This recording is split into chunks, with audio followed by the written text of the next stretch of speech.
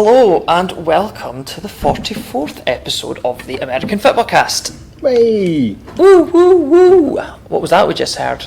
Only one surrounding voice. Oh, there's only one surrounding voice. That's something we just heard as well. Well, we didn't actually just hear the thing that I'm trying to refer to, but the listeners will have heard it.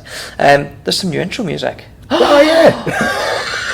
That's the thing you said you were going to lead me into before you recorded. It was, yeah. I've forgotten already. Yeah, so who do we have to thank for that? Jason Blythe, local music producer. He has very kindly donated a nice jingle, kind of Foo Fighter-esque.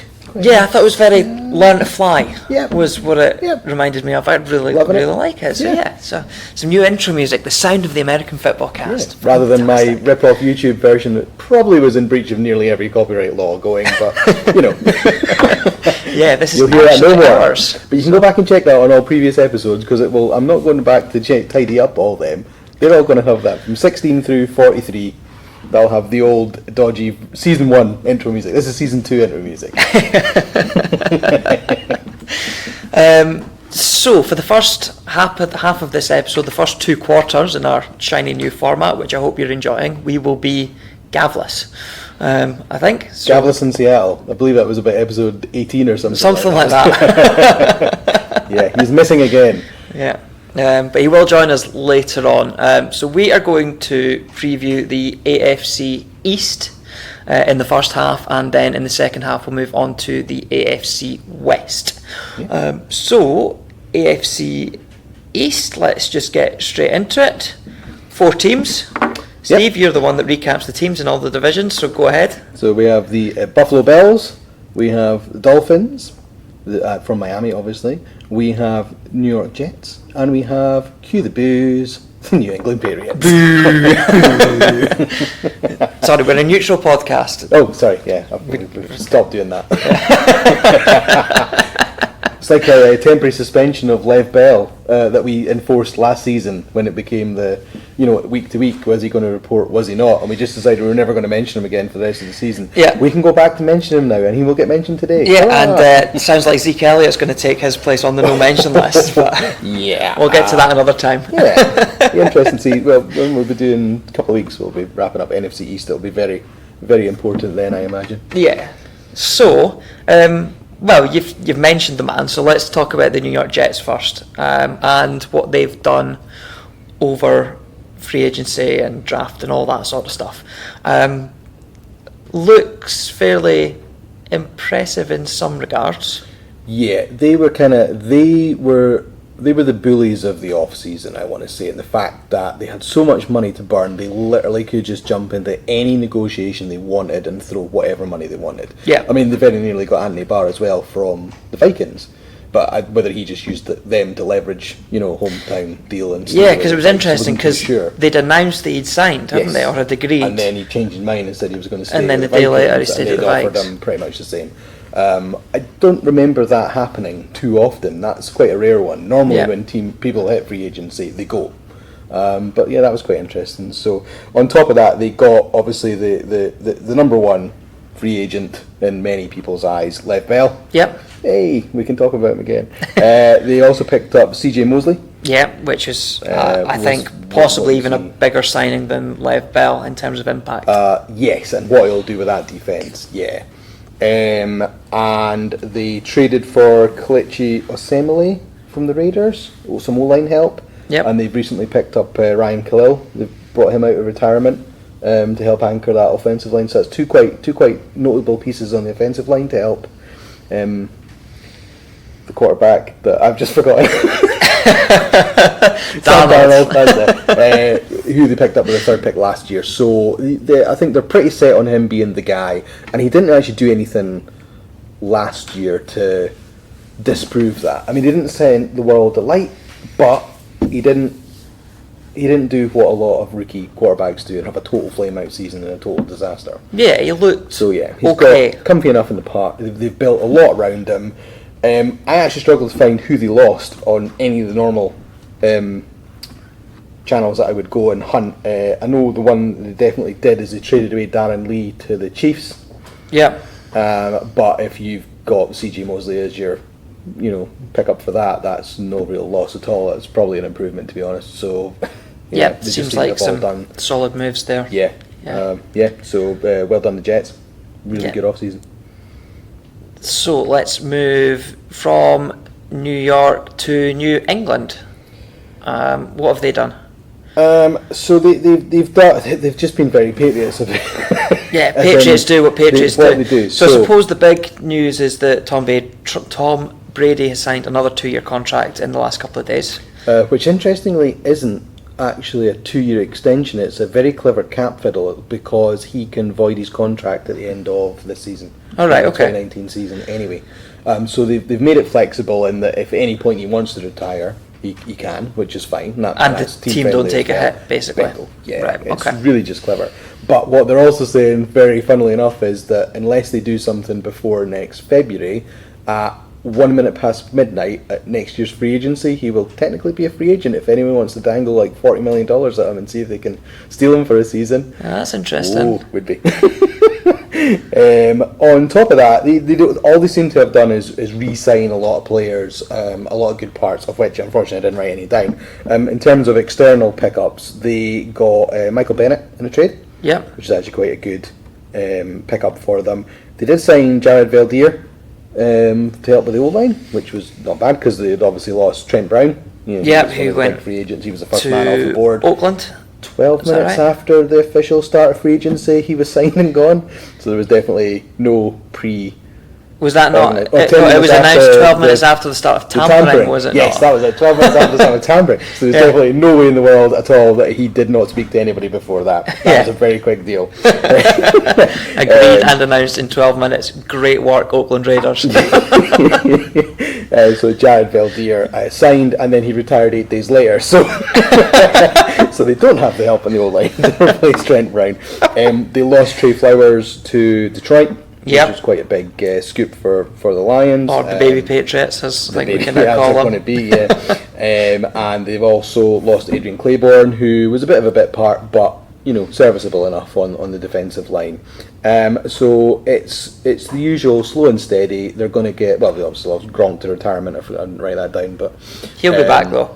There's there's a lot of people think that he's not done. But did you see the picture of him about 2.5-3 months after? I did not. He was. He's not the same size he was. He is trimmed right down. He has lost a lot of muscle mass. He's looking healthy. Don't get me wrong. He's not. It's not like he's turned into a skinny rake. But he's not Ryan Fitzpatrick on the first day of pre-season. We had a lot of cake. But so he's leaner. He's a lot leaner. Yeah, he isn't carrying the natural weight and extra you would want to carry as an NFL player to be able to take the hits. He's lost all that. So if he is coming back, which now, before I'd seen that picture, I was sold on him swanning in about November just for another run at an off season, another ring. But I think he might actually be done. Interesting. Believe it or not. Yeah, I thought I did feel like he would be back this year. Late October, early November. Yeah. So they did pick up Ben Watson. They did from the Saints. The last 2 years at Saints. More than serviceable. Getting on a bit. He's someone else. Well, he'd announced he was going to retire at the end of last season, didn't he? Oh, was he? Oh, I couldn't remember. I'm sure he did. Probably, yeah. And then decided to. Sort of well, he then backed out and said he didn't want to, and then he's showed up with the Patriots. So yeah. Interesting. So it's very Patriots do Patriots things. There's nothing really stands out. It's all not exciting. They don't flash money around, generally speaking, and you're just going to be 3 or 4 people you've never heard of that are going to become borderline dominant players in that team next season. It's just the usual stuff from them, really. Miami Dolphins. Let's have a talk about them. So their big one is that they traded for Josh Rosen from the Cardinals. Their second round pick. So they traded away their second round pick for 46, I want to say. But they traded back in the second round, so it wasn't their original second round pick. Oh yeah, they traded back from about 46 down to about 60ish. Yeah, something like that, and that's the one they flipped over instead. So actually, they kind of got a double win on that. That was actually some quite good movement from the Dolphins side. It was it seemed to be one of the favourite destinations for Rosen when we knew he was going. Even prior to them actually selecting Kyler Murray, and there was all that, when he goes. Yeah, because writing was already on the wall. It was. And they brought in Ryan Fitzpatrick as Yep. their other quarterback through free agency, obviously with the Bucks last year, so he stays down in Florida. He obviously likes to stay in Yeah, nice and The warm Amish, and all the that. Amish rifle. It's pretty cool. And all I like reports, Fitzmagic more than the Amish rifle, but that's what happened Fitzmagic, prior yeah. to you watching the NFL. Yeah, that that back in his went Buffalo Bill days. right over my head. Yeah, he played for the Bills as well, so he's been in the same division before. He's played for actually about half the league now, you know. Yeah, I think so. A bit. Reports coming out of training camp there was that Fitzmagic was very much winning the quarterback battle, and it looks like he will be Certainly the in week the one first 4 or starter. 5 days, there does seem to be a second report that's more indicated that it's getting a bit closer. Yeah. But it wasn't sold on like, oh, it's back in the air and Rosen might have a chance of winning week one. But they've got 4 games to change their mind, because I think Rosen's going to get a lot of game time in August. Yeah, you would think so. I don't think they'll use Fitz that much, because they'll kind of know what they've got with him. Yeah, you know what you get from him, as you say. And it's how Rosen fares that it's going to be the what happens when it gets to actual week one. It's going to be really interesting down there. So Brian Flores had transferred over from New England down to Miami. Yep. To take them over, and it seems to be that they have. I don't know if they've had difficulty recruiting people. They don't seem to have picked anybody up. Dwayne Allen at tight end, who came down from New England as well. Obviously, Rosen and Fitzmagic. I couldn't find anybody else. I was actually drawing blanks. They've lost Andre Branch, Danny Amendola, Robert Quinn. I think he got traded rather than actually released, though. He went to the Cowboys. Josh Sitton, a guard. Ryan Tannehill obviously left. Yeah. Which is why I needed quarterback. Cameron Wake ended up going to the Titans. So they seem to have lost a lot of pieces and not really replaced many of them. So I kind of fear for the Dolphins a bit this season. Yeah, it could be a tough one for them. I think so. Yeah. Rebuild year. Rebuild year, first year under a new head coach. Yeah. They'll get the time to That's it. to put the stamp on things, and they'll go from there. Which leaves us with the Buffalo Bills. Yeah, which having looked into this on paper, and of course in the off season you can always do stuff by paper and how teams are getting better or worse. They seem to have won the division in terms of beneficial movement. So they have brought in Kevin Johnson, cornerback, Frank Gore, running back, Cole Beasley, wide receiver, John Brown at wide receiver, Mitch Morse at centre, Tyler Croft at tight end, TJ Yeldon. They also have picked up Christian Wade on the international development plan, so I don't know how he's going to feature or how he's going to get on, but he'll probably get some game time in August anyway. Yeah, and then he'll be guaranteed a practice squad spot, won't he? Yes, which they can. If he doesn't make the 53. And it also doesn't count against the normal numbers. Yeah. So I think it would be stupid of the Bills not to use that as an advantage, regardless. Yeah. I mean, unless he's just awful, but I doubt he will be. Yeah. Having played rugby at a pretty high standard in the UK for a long time. And well, I say a long time, he's only still 26 or something like that. He's still got youth on his side. Yes, but I mean, 26 in the NFL is a 3-year pro, whereas in professional sports across this side of the pond, it's 7-8 years you've been playing at an elite level if you are an elite player. So I don't follow rugby, so I don't really know how his career's been, but I'm still looking forward to how he does.